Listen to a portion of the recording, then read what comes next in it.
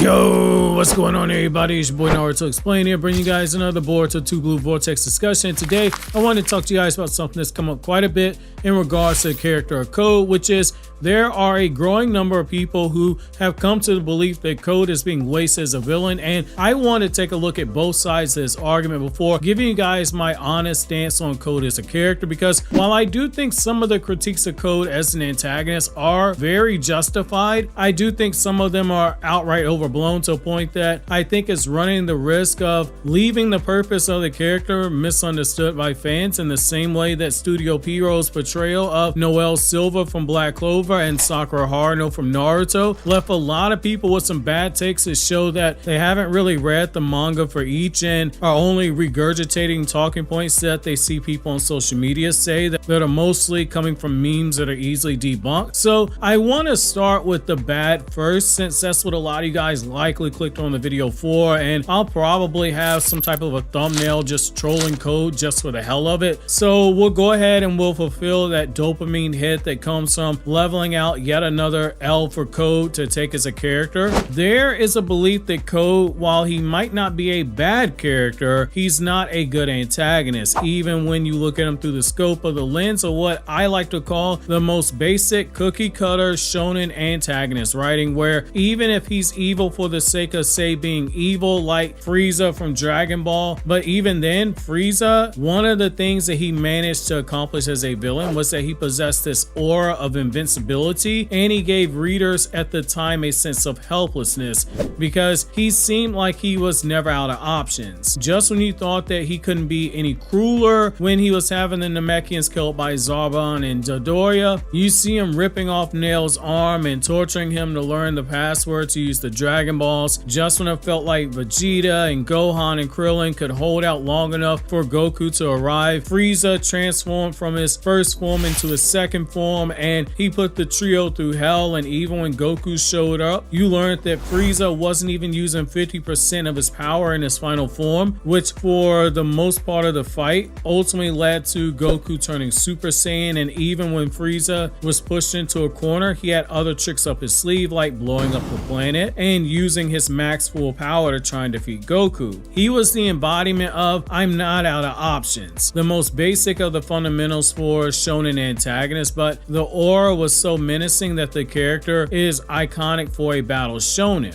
in particular, especially over in Japan. There's never really been a moment where anyone looked at Code with limiters or without limiters where he's at full power, and at no point did anyone say this guy's a problem. At no point did he give you those Frieza vibes where you worried he couldn't be taken care of. The invincible aura of terror, it was never actually there. Even in universe, when he got his limiters removed, Ada looked absolutely unimpressed and Damon just looked bored. The same with Shikamaru when he brought Kawaki, Sumire, and Team 7 into the Hokage office to debrief them. Shikamaru and Naruto had already come to the conclusion that Code, with his limiters removed, was not going to be a problem for them to deal with, because he directly says that while he was stronger than Jigen, he's also weaker than Ishiki. Shikamaru called him a manageable threat to deal with, and in all honesty, Shikamaru was not wrong when that was said in chapter 73. As individuals, Sage Mode Hokage Naruto and One-Eyed EMS Sasuke, while they're weaker than Code without limiters, as a duo with prep time, I can see why Shikamaru and company felt that they would be able to take down Code, because despite the power gap that exists, he's actually manageable. Part of the reason why Jigen was such a threat in episode 204 is that on top of being just that much stronger than the duo of Six Pass Naruto and Rinnegan Sasuke, was just packed with hacks abilities that made him an utter matchup nightmare. All of Naruto's Rasengans, they get absorbed or they get shrank.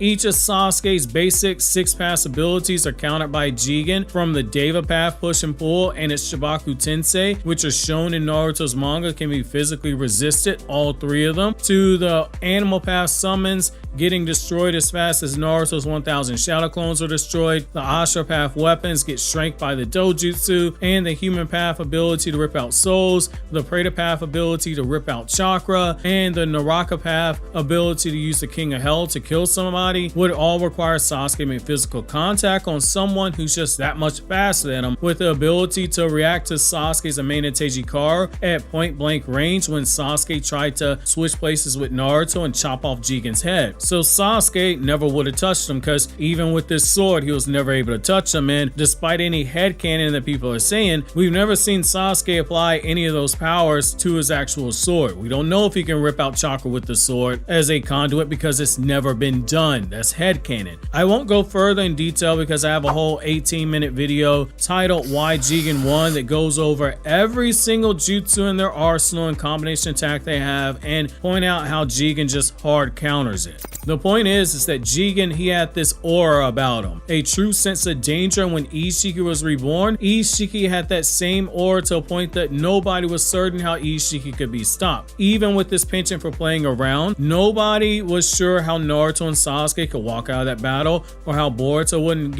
end up fed to the Ten Tails, and after that Ishiki would inevitably give Kawaki the Coma Seal again. The stakes were at an all-time high. Code, by comparison, he's never given off anywhere near that level of a threat. The closest he came was when he first made his Ten Tails army, but then instead of going to Konoha before Ada and Damon arrived, he just sat by and he did nothing the entire time, foregoing the chance to attack Konoha when it was unprepared and least able to defend against them. What little fear that readers had in him at the time, it just utterly evaporated. Code hasn't necessarily had that many wins. It's at a point where if you tell people Code caught some W's, they'd ask you, were you reading the same manga as them? While they are few and far between, the victories of Code, they do exist. Literal victories as well as moral victories. He was able to bully Kawaki into submission before Boruto came through the forest to save Kawaki. He not only was holding the upper hand against Boruto in their fight, but he actually turned it into a teaching moment, telling Boruto and Kawaki that they were only using the Karma to get a quick boost of power, and they weren't properly using the Karma in the way that it should be used. Code was able to push Boruto to a point where Momoshiki eventually had to hijack his body, in that moment where Boruto began to experience side effects from taking those Byakugan suppressant drugs. After that, the only victory he had was off screen, where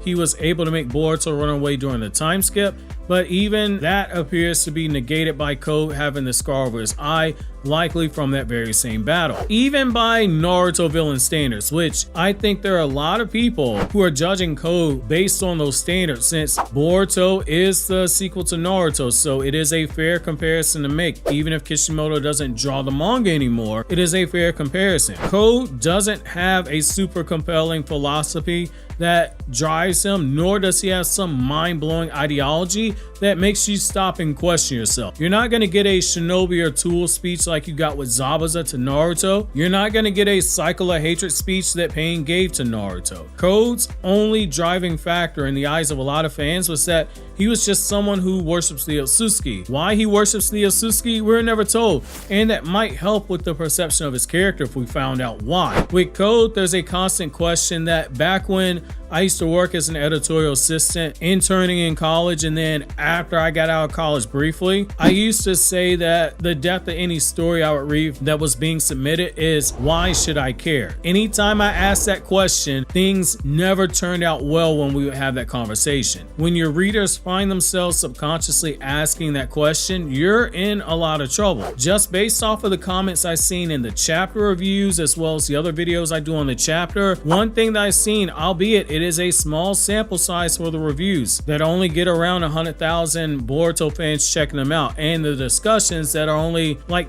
25 to 50,000 Boruto fans checking those out. But based off of that small anecdotal evidence I have, this feels like that's the case. And if that is indeed a reflection of how the broader community feels, that is going to be a problem. Even with, say, Shigaraki from My Hero Academia, where he took L after L after L, he's actually a very interesting character when you strip everything away and you look at the why behind the character. But with Code, it feels like we have to do headcanon to get to our conclusion on the why behind everything surrounding this character, which that can be fine, but it comes out to be something that's opinion rooted in how someone feels rather than logical deduction of what the character is based off of raw data that you can get from the chapter and the character itself. Back when Boruto Naruto Next Generation's chapters are coming out, I made it a point to say repeatedly in the chapter reviews that Code was being subjected to quite a bit of Kishimoto's iconic deranged lettering jokes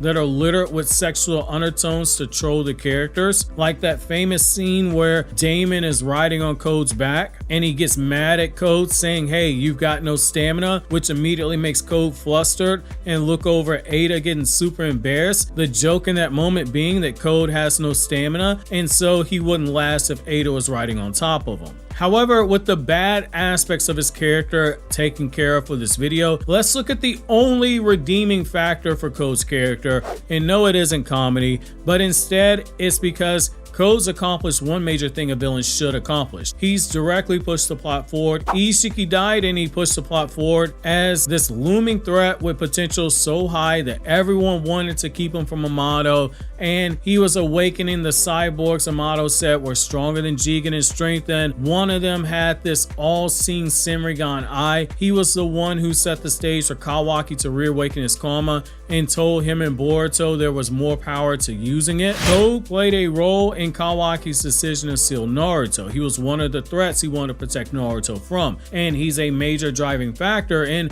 the current chapters of early Boruto 2 Blue Vortex. I've said for about 2 years now, Code feels like he's going the Orochimaru route. Orochimaru was the bad guy that we were focused on for a time, but he was actually a bridge to a bigger threat in the Akatsuki, with us learning 1 year after he'd been introduced in the manga that he was just one of many more powerful shinobi who are troublesome that our heroes have to worry about, i.e. the Akatsuki. However, Orochimaru had the looming threat of taking Sasuke's body, yet in the back of your mind, the narrative was planting seeds that Sasuke's drive for revenge would win out against Orochimaru's ambitions. Just as Code without his limiters was negated by the narrative telling us beforehand repeatedly that he was an idiot to not be taken seriously. Ada said it, Kawaki said it, Amato said it. Yet if the purpose is to bridge to something else, it actually works from this perspective. Code is someone who's walking the same problem that Orochimaru had with Sasuke, which was that once Sasuke saw that he had nothing left to gain from Orochimaru, he just waited until the time is right and he killed him. Code has slowly lost everything, something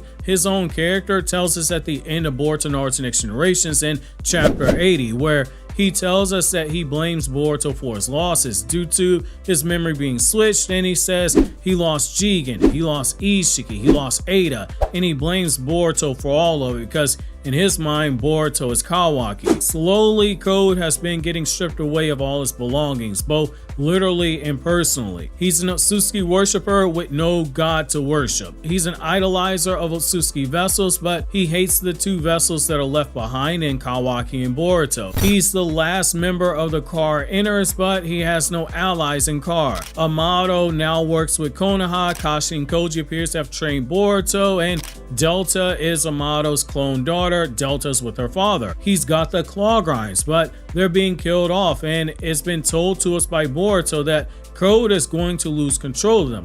Boruto tells him, destroy them while you still can. Code's character, when this is done, is going to be an interesting case study of what happens when a human loses their purpose in life, and it's for that reason I do say Code isn't a great antagonist, but he's actually a very fascinating character when you just look at the lens of how he's reacting to everything that he's losing and how he's actually losing his way.